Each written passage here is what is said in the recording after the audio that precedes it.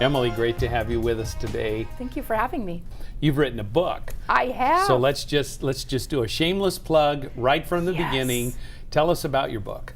Well, my book essentially is airing all my dirty laundry. Wow. Pretty much is exactly what it is.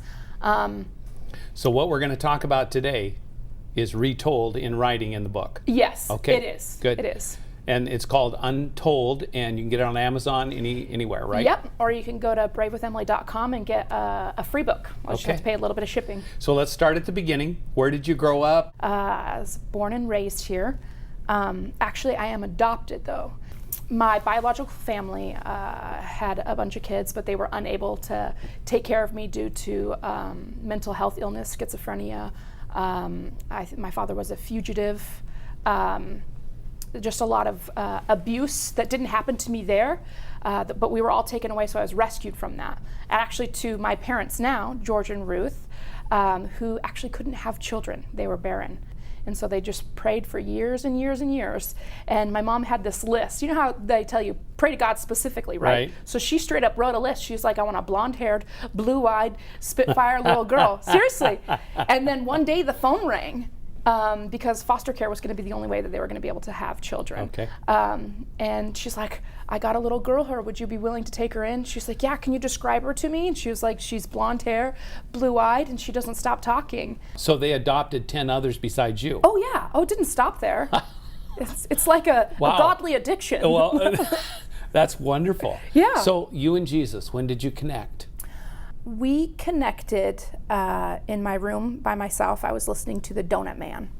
Oh my. On cassette tape and a little boom box in my room, and the Holy Spirit, I didn't know that that's what it was at the time, but just came over me, and I felt like I was getting this giant human hug. Like seriously, like I physically felt this big giant hug. Wow. And so it overwhelmed me, and so I just listened to the Donut Man after every tape. How old were you about this? Give or take? I don't know, like 7, 6, 6, 7, right in there? Something Okay, right in there. pretty young. Yeah, pretty young. Yeah. And I gave my life to Jesus.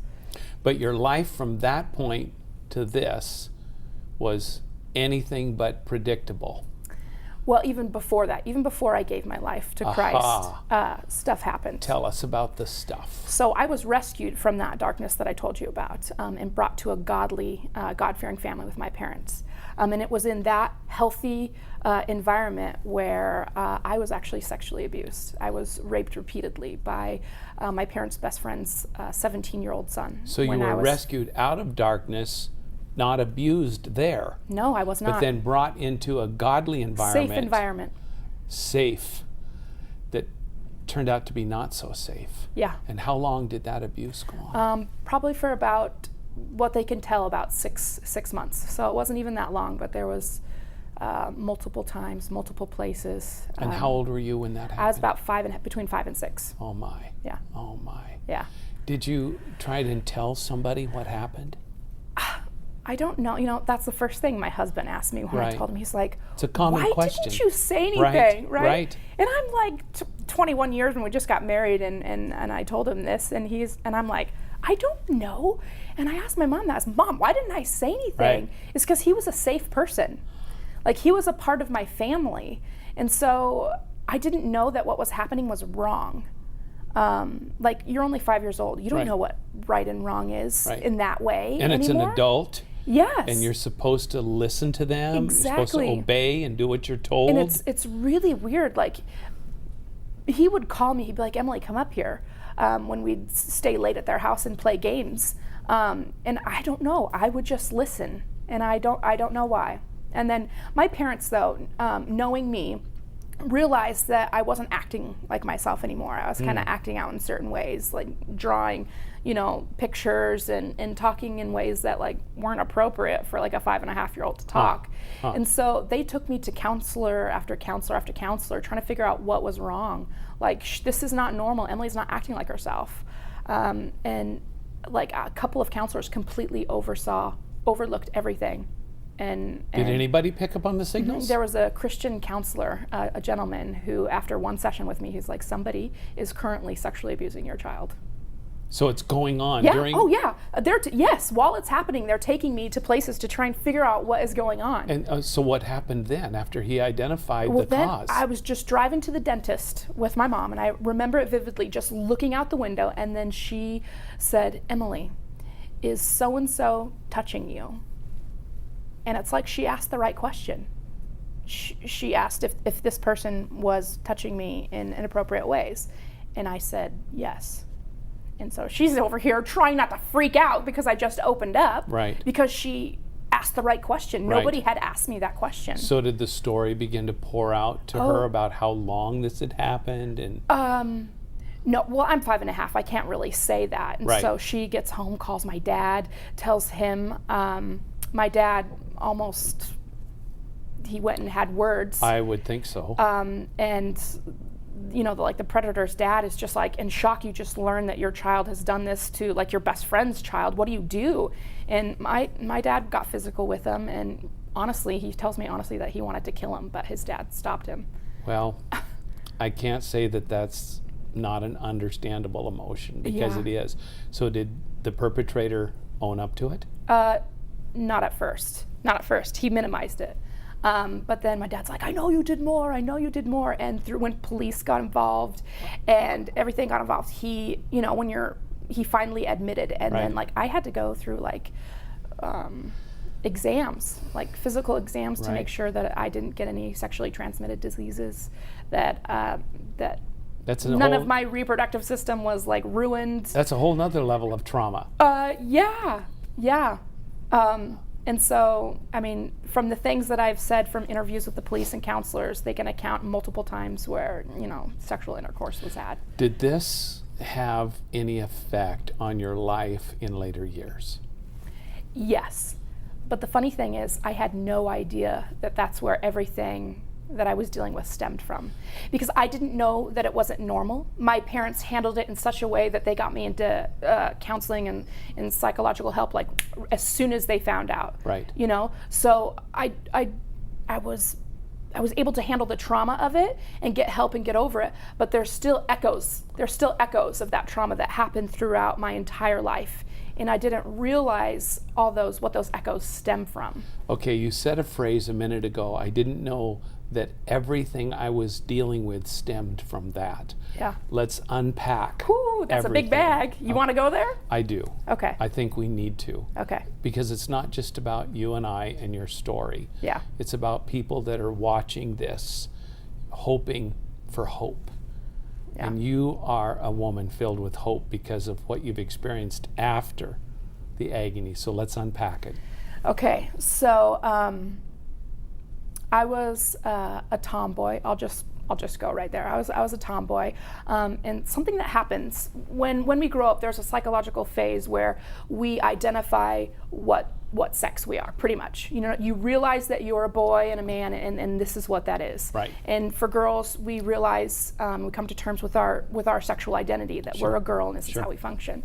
Well, when you're abused by a man when you're younger, and you're seen as just this sex object, it kind of messes things up to where that trust from the opposite sex wasn't there. So then you find comfort in the safe people, which happen to be females. So for me, I really honestly struggled with my sexual identity. Okay. And I had been attracted to both girls and boys, Mm-hmm. and it was I didn't. So how did that play out? How did that play out? Well, see, I was a Christian, and nobody really talked about this 20 years ago. Right. Nobody talked about it. So I'm not sure we talk about it enough now. Yeah, I didn't really tell anybody. I just kind of hid it, and I knew that liking boys was what we were supposed to do. It's what I read about in the Bible. It's the relationship I saw with my parents. Right. It's the relationship I saw with all my surrounding friends and their Right. parents. So I knew inside that it wasn't right, but there was still that curiosity. You knew what wasn't right. I knew that girl on girl wasn't right. Wasn't Same-sex attraction was not wasn't right. Right. And nobody said that. It was something that came out of the inside of you. Yes. Okay. Yeah. It was also a cultural thing too. But when you're young like that, you're just learning everything. Right. You know, and so I'm trying to figure out what's right, what's wrong. How old are you at this point when you're going through this fantasy? Little bits throughout like elementary, junior high, and then in high school. So we'll say we're in high school now. Okay. And because it's coupled with something else. My innocence was taken when I was just 5.5 years old, right? So, you know when you go to like Pixar movies or something and they throw in some of that adult humor just to entertain the parents while the kids are, you know, getting entertained by the silliness, right? Well, at 5.5 years old, I understood every single one of those innuendos. So the world, the sexual world, my eyes were open to it by age 6. So I understood. I read the physical signals. I read the comments to a man, to a woman. You know what I'm saying? I understood all of that. So this world that I should not have been awakened to until my late teen years was wide open to me my entire childhood. When did you realize that your innocence had been taken? Okay. There was one night, my parents were arguing in their room, and I could hear them. And I felt like I heard my name, and I think I was in junior high. And so I went up, like any kid would, to eavesdrop, right? You talk about me and you're yelling, let's see what's going on here. So I put my ear to the door, and I hear my mom weeping and crying and yelling at my dad. He raped her. And then she said my name. And then I was like, she's talking about me. Because up until that point, I just thought that was normal. I didn't really know that it was bad what happened. I got help. I know that they said it shouldn't have happened, but I didn't realize the depth that it rips the soul apart. Now you're listening the door. You're 12 or 13, listening to the door. Yes. The abuse happened when you were 5.5 to 6. Mm-hmm. Okay, so now we've got a 7-year variance. Yes. So we're dealing with the emotional trauma year after year after year, and it's building not only in your life, but building in your parents' lives to the point that they are arguing out loud about how to deal with this situation, how to help you, how to bring resolution. I just can't imagine the intensity. And then it hit me. I was raped. Because when you say the word rape, it holds a lot more weight than if I told you I was sexually abused. Right, it does. Right, let's just be honest. It is. It does. It's a loaded word. It's a loaded word. So I had never heard that. You know, as a kid, oh, he touched you inappropriately, or oh, you were sexually abused or molested. Those don't have the same weight that the word rape does. Right. But honestly, sexual abuse is gentle rape. So did you start seeing yourself differently after you heard your mother use that word? Yeah, I finally, for the first time, felt the weight of what had been happened to me and what had been taken from me, and it kind of alluded to why I was questioning things and why I felt the way I did. So here's what I hear. I hear you saying, on one hand, when I heard that word, it settled on me like a weight. Yeah. On the other hand, it explained so much of what I was dealing with. So you got clarity and were burdened at the same time. Exactly. That's a conflicted life. Yeah. I thank the Lord Jesus that I feel like he shielded me this entire time from it, because I have heard so many stories of people just falling apart and can't even go on with life. But it's almost like when it was happening, he guarded me. And I describe it in my book as that, you know, I kind of retreated and like I separated myself from my body and almost like protected my soul as much as one could. Right. And so I know that the things that were done to me physically, I don't believe that God allowed them to happen to my soul, because he was protecting that, which is not the case with a lot of people. Exactly. And so that's why I'm here today, and that's why I wrote this book, is because there are still people that, like, the average, what is it, like only 20% of people even tell. Right. So many women have not told. Right. Like they're in their 50s and 60s, and they endured this longer and far worse things than I ever did. Right. And they're trying to function in life and haven't even told a soul. At some point, all of these pieces of your life that are floating around, that are disconnected. It's because I made a choice. Let me tell you this. Okay. It's because I made a choice. What choice did you make? I played rugby, and that was probably the only thing that I was good at. Like academics, not my cup of tea. So rugby, I'm humble, but I was really good. Okay. Like I believe you. Like I'm a 4-year All-American. So I got a scholarship at a college in Illinois to play rugby. And that's where the choice had to come and play, because rugby is more of a rougher sport. Sure. So it attracts, back then, a certain type of woman. Right. That's more same-sex attraction. We'll just call it what it is. Okay. Right. So there's more of that lesbian type of environment coupled to rugby. So when I went down to the school, and still, this is just fantasy in my head. Right. You know what I'm saying? I haven't Right. expressed it to anybody. It's just hidden in there. It's this internal conflict. Okay. But when I went to the college to get a tour, and they trying to sell me like, come here, I could have the freedom to make any choice I wanted to there, and it scared me. Because if I moved all the way to Illinois, I wouldn't have that support system. I wouldn't have the constant reminders. Emily, this is the way of Jesus. This is the way of Jesus. I would have to rely on my own faith, and I didn't know if I was strong enough to withstand. And the option to turn fantasy into reality Yes. was there. It was right there. I was standing right there in the middle of this gorgeous campus that looked like a castle. Right. Wow. And I had to make a choice. Emily, are you going to choose this and just experiment and do whatever you want this way, or are you going to choose this? And I had a boyfriend at the time, so it's like I'm still functioning fully as a woman, so this is all hidden inside. Wow. And so I made a choice based on all my knowledge and my relationship with Jesus, knowing that this wasn't his way. Right. I chose him over my flesh. That is the core. You know, a lot of people in our culture identify who they are with their sexuality. Yeah. But for those of us that follow Jesus, our identity is in Jesus beyond our sexuality. Exactly. And that's a critical component, which you just alluded to right there. Yeah. So you decided not to go to school there. Yeah.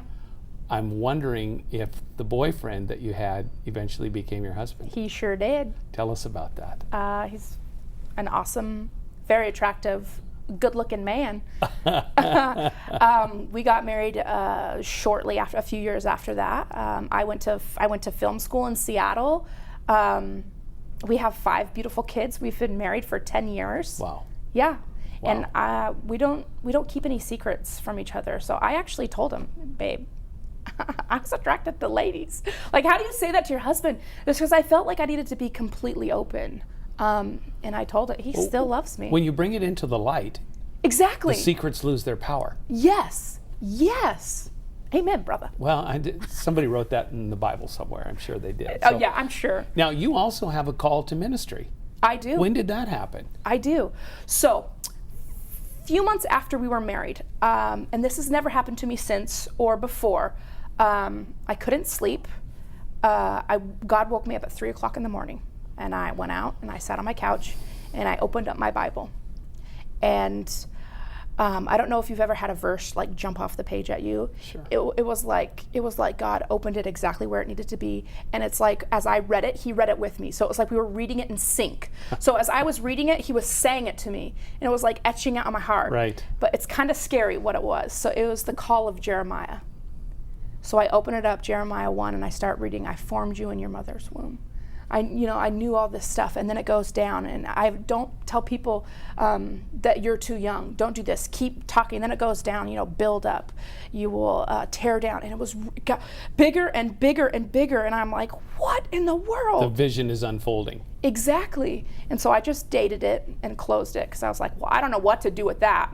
Because that was Jeremiah's call. Right. That was back in Bible time. How in the world does that have to do anything with me?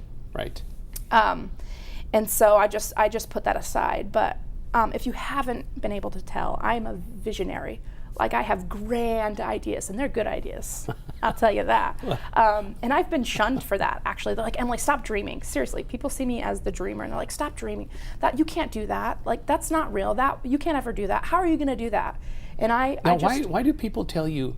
This touches on another subject I want to ask you about. But why do people tell you that you can't do that? Is it because you are a female in ministry? Is it because you have too much exuberance? You don't have enough experience? Why do they tell you it can't? All of those reasons. Really? All of those reasons. So when I was younger, it's just because it was just one of Emily's big giant ideas. So they couldn't see how it would be done. They didn't have the forward thinking enough to think of how we can guerrilla style this all together and make it happen. They weren't savvy. And I still love them, but they just didn't have... Well, you're determined. I can understand that you're going to make this happen. You're going to be obedient to Jesus regardless of the restriction. Yeah. I understand that. But do you feel restricted as a woman in ministry? Yes, but I didn't always. So once I got out of college, I helped on the youth staff and all this type of stuff. So I was in like church ministry, but I had a heart for young adults. Just because every time I learn something or go through something, my first inkling is to share it with somebody. So if I learn a new skill, I try and teach it to other people that are interested. Or if I go through something, then now, being out of college, I love to just share it.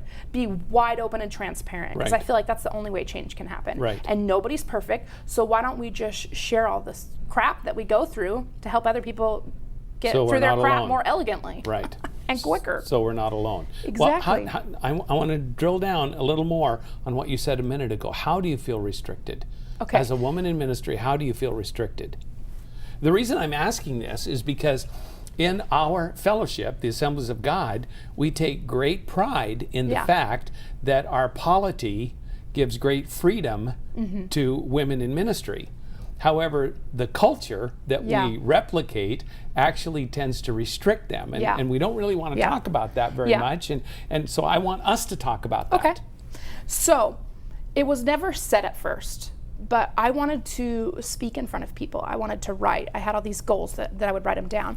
The first thing is I didn't see that. I didn't see that in my church. There was no other women talking. No modeling for that. So the culture is set. The culture's set like that. Like you only see those famous women like Kay Arthur or something like that are going out and doing stuff, right? So there wasn't anybody in my initial community that was doing that was female. So that was the culture speaking to me, right? And then second, when I tried to go that route, there was just no opportunity for me to even learn how to do that or break into it. Right. So what did I do? I just went and joined a Toastmasters. And the first place I ever gave a sermon was in a Toastmasters. Smart. I communicated with another woman in our network who just joined Toastmasters for that very purpose. Yes. So that she could get the skill set to open the door herself. I applaud that on your part. Yeah, and it's not like nobody is outrightly saying no, but by the culture that's already there, it's already screaming no. And see, I can handle rejection, but I am so determined to be obedient to what God has called me to do that I'm not going to wait for somebody to say yes. Okay, this is a critical point here, because you're not saying I'm going to be a crusader and reform this culture. Oh, no. So we're going to make room for women here. Not my burden. That's not what this is not about. Not my burden, no. I hear you saying Jesus has called me. I'm going to be obedient. Yes. If that goes cross purposes with the culture, that's just the cost of doing business. Exactly. I'm going to follow Jesus. And I'll be honest with you, it hasn't been easy. I have my closest friends don't agree with like women preaching in front of people, but I have had them like write letters and telling me that I'm in sin and that they're going to be praying for me and so I'm just like, well, okay. So honestly, I feel alone. Wow. I feel alone, and it's an uphill battle. So I'm just going to be faithful to what I know God is telling me to do. My husband is on board. That is my number one check. Sure. He is my head. I'm submissive to him, and he has given me on every project that I have. He has said, yes, go for it, Emily. You know, Emily, the Bible is incredibly strong, affirming women in leadership. From the Old Testament, when Moses' sister, Miriam, who was a prophetess, Deborah in the Old Testament, and a prophetess, the women who followed Jesus, the testimony of Luke,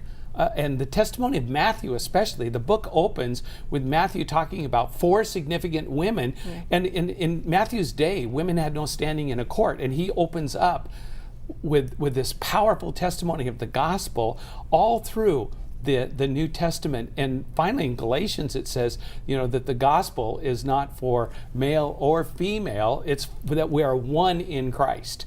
And I think we need to clearly understand that the gospel is for people, and God's going to use people. He's going to use men, He's going to use women. His Spirit falls on all of us, and all of us simply need to be obedient. So I want to thank you for raising this subject in our discussion today, and I hope it gives great validity to women who may have had questions about their own calling to continue to pursue and be obedient to Jesus. If you lived up to God's expectations in the next 5 years, what's going to happen in your life? What do you think? Talk to me, visionary Emily. Oh my gosh, I'm so I'm going to cry. I'm so glad you asked that. Because when I wrote this book, I was like, write this. I didn't know what to write about. And I did it. And as soon as I was done, I felt this release of pressure. I felt physical pressure to get this written. Physical pressure. And I got it done, and it was like a release. And so I let it sit. But since then, I've had the opportunity to speak at places, and that's when I've been finding out that women have all these untold stories. Women have all these unused giftings of God and abilities that they're just sitting idly by, whether they made themselves sit, or whether people are sitting, making them sit, or whether culture is weighing them down.